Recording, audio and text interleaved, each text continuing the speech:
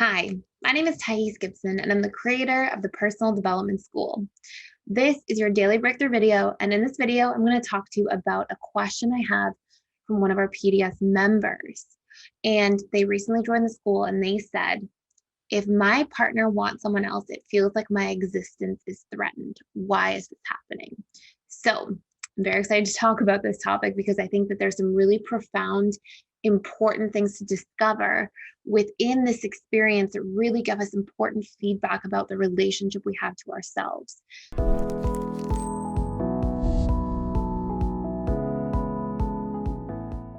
So we're going to dive into that. And before we do, we are doing a giveaway. So we are basically doing, there's a lot for me to remember in this. We are basically doing, if you are a subscriber for the YouTube channel, if you comment on this YouTube video, and basically if there are lots of other comments, we're going to have a team member go through and take a look at who sort of is the best qualified to win. And we are giving 9 free 1-year memberships to PDS, which means you will get access to all of the 45 plus courses, plus every single course we add each month over the course of the next year. The 4 live webinars a week that we do with all of our team members, all of our students. And inclusive in that, you get access to all of the workbook materials, obviously, all that good stuff, all of the little things that we're adding in there, but also all of the social events that we do, all of the study groups that we do. We often have morning and evening routines that are led by trained facilitators and coaches. So you have all that stuff going on, and it's free for 1 entire year. So we're giving away 9. So hit the subscribe button if you haven't already. Click the thumbs up button, leave a comment or comments or whatever you want to do, and then click the link in the description box and submit your email. And basically, we're going to have somebody go back, look through all of the different emails, look through where the most comments are, make sure people are subscribed, and make sure you tell what your subscriber name is on YouTube if you have a different name than in your email. And then we are going to give away 9 memberships for an entire year according to that. So check that out. So let's talk about this topic. So I love this question where the person said, okay, if my partner feels attracted to somebody else or seems to want someone else or be interested in somebody else, it feels like my entire existence is threatened. Why is this taking place? So reason number 1, a lot of people who are insecurely attached have learned to basically give up their sense of self to survive their childhood environment. And this can be because of more overt, intense trauma, or from subtle, covert trauma that was never, intended and isn't like somebody growing up in a potentially traumatic environment the way we would think of it. But it's a trauma, for example, for an anxious, preoccupied individual to constantly perceive abandonment, whether it's emotionally or if they have a caregiver actually abandon them in some form. Even if it's for months at a time, early on in childhood, the parent has to go away a lot. Maybe they travel a lot for work. Maybe they, work in the military and they have to leave for a while. All these different reasons can be things that a person, a child who's really needing that attunement and attachment from their caregiver, that feels threatened, that creates this imprint at the subconscious level for an individual. And so what then takes place is maybe the anxious preoccupied learns, I have to give up my sense of self and be super charming and people pleasing and charismatic and get attention and approval and validation at the expense of whatever my needs are. Who cares? Those are my primary needs, or for those things. Any other needs I have don't matter. And so they can sort of spend their whole life contorting themselves to derive their sense of self and identity from their relationships outside of them and obliterate to a certain degree the relationship inside of them. The same thing happens with fearful avoidance, which is fearful avoidance. They can love in that very codependent way as well. They can be super enmeshed. They can be deriving their identity from the outside in.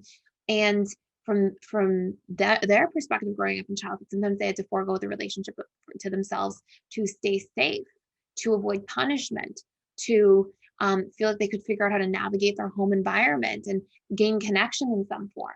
And so they derive that relationship. They forget about what they need and their boundaries. Same with APs. And then they learn, okay, I am the relationship that I'm in. And if someone is really getting their needs met, and think about this too, that's the context, right? Is there's no I meet my own needs halfway, or I know at any point in time if somebody can't meet my needs, that's completely okay because I can meet them too. And I have an amazing fallback plan if somebody can't meet my needs. There's none of that. It's either my needs get met outside of me or my needs do not get met which feels like a survival threat. And so when this dynamic is there, when we're codependent, when we're enmeshed, when we're AP, when we're FA, especially leaning more anxious, FAs can meet their own needs to a certain degree, but FAs and DAs both, even when they're meeting their own needs, and I'm talking about like pre-working on yourself, right?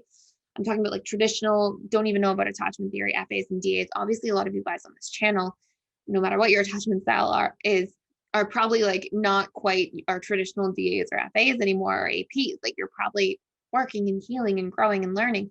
And so, what happens is if we have no relationship to self, no context or no awareness of how to meet our needs, even like when we look at FAs and DAs, they meet their needs, but they meet their needs in like a survival way. They meet their needs through like avoidance of self further and numbing and things that are not necessarily replenishing, re-energizing, nourishing the relationship to self. And there is a big difference. So that's like a primary reason. Well, I guess those meant multiple reasons: the codependency or enmeshment, deriving sense of identity from outside in, which goes hand in hand with that, and feeling like you are not capable of meeting your own needs. So they all sort of go together as a major reason, but there's those three sort of parts that tie in there. Reason number 4 is this lack of being able to self-soothe.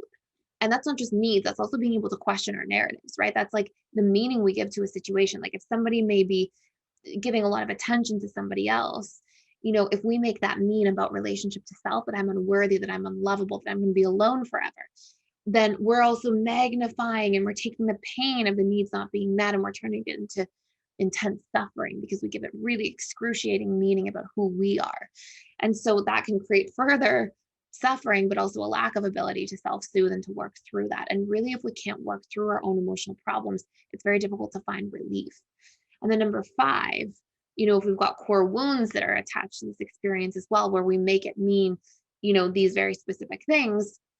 And, if my partner, is interested in somebody else, okay, then I am, betrayed. I am not good enough. I am unworthy. I don't matter. I'm unimportant. I'm unlovable, these sorts of things. And I'm not saying that if somebody wants somebody else, that there isn't a form of betrayal going on. There is. But that becomes an existential threat when we feel like, okay, this person's interested in somebody else, and I don't know how to express my needs or to set a boundary or to talk about what I feel is appropriate or inappropriate. Maybe the person's just interested in somebody else, like they just connect with them in a friendly manner and we misperceive that. Maybe somebody's actually interested in somebody else and they're being inappropriate, and they always are inappropriate, and they're always violating your boundaries and breaking your trust. But we don't feel like we have a strong enough sense of self to set a strong boundary and leave a relationship like that if we're being treated unfairly. And in any of those cases, all those things still revert back to these same ideas. Do we have those core wounds there? Are we giving things more painful meaning to only further diminish our self-esteem when somebody else is behaving inappropriately? Do we trust ourselves to be able to move away from things that are not serving us?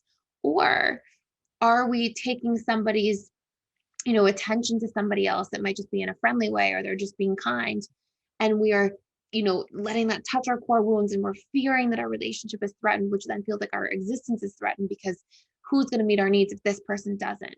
Who's going to fill up our cup of sense of self-esteem, sense of self-identity, if we don't have this relationship?